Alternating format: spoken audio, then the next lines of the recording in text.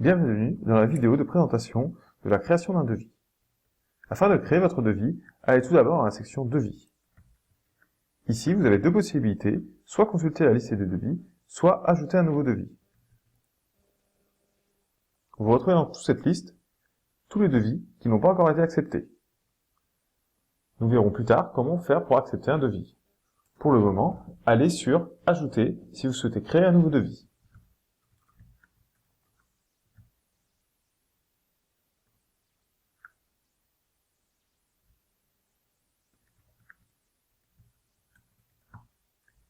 Nous voici dans le formulaire de création d'un devis.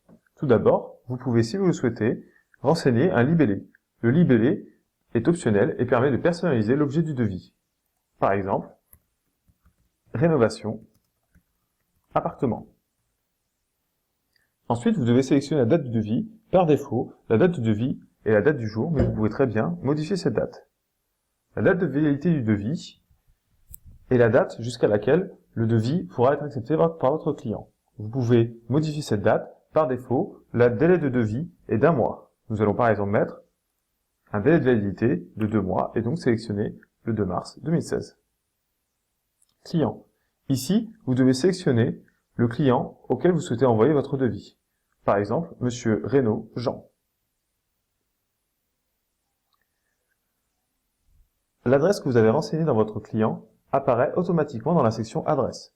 Vous pouvez utiliser cette adresse pour la facturation et pour la livraison, ce qui serait le cas par exemple pour une prestation de service, ou utiliser une adresse différente pour la facturation de la livraison. Nous allons donc conserver notre adresse pour la facturation et pour la livraison. Ensuite, apparaît le formulaire pour pouvoir ajouter des produits ou services. Pour chaque produit ou service que vous souhaitez ajouter, vous n'avez qu'à renseigner une quantité, éventuellement une remise, et appuyer sur le bouton Action. Par exemple, nous allons ajouter de la pause,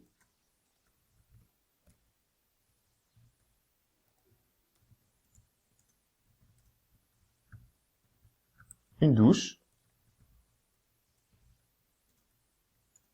et également de l'isolation.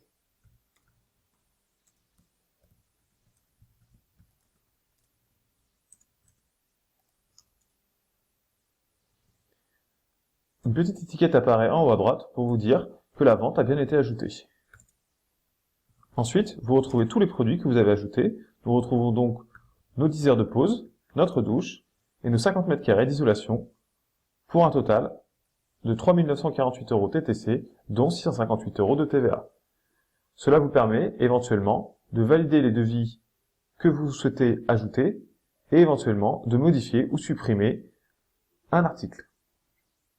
Si les articles que vous avez sélectionnés correspondent bien au devis que vous souhaitez éditer, allez par la suite dans la section Règlement. Nous arrivons donc ici sur la partie Règlement. Dans la partie Règlement, automatiquement, vous avez un solde qui est repris pour 3 948 € avec un délai de 30 jours. Si vous souhaitez néanmoins facturer éventuellement un acompte, afin de valider le devis par un acompte, vous devez tout d'abord modifier le règlement. Le solde devient donc un acompte, et nous allons indiquer par exemple 30%.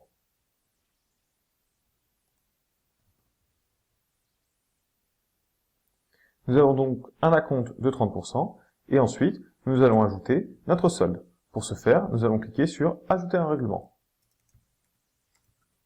C'est un solde. Le délai, on va considérer qu'on souhaite que le client nous paye à 30 jours, et nous allons valider notre solde. Comme c'est un solde, nous n'avons pas besoin d'indiquer ni le pourcentage, ni le montant. Nous avons donc un acompte de 30% et un solde à payer à 30 jours. Si ce devis nous convient, et avant validation, nous pouvons générer le devis en PDF pour vérifier que ce devis est bien conforme à ce que l'on souhaite. Le devis est alors généré en PDF, nous retrouvons bien notre client ainsi que son adresse, la date du devis, qui est la date d'aujourd'hui, et le libellé du devis qui était rénovation appartement. Nous retrouvons les 3 articles que nous avons ajoutés, notre total hors taxe, notre total TTC, la TVA, ventilée en fonction des différents taux, et également les règlements qu'on indiquait, c'est-à-dire un acompte pour valider le devis, et le solde à payer dans 1 mois. Si ces devis nous conviennent, nous pouvons alors valider le devis.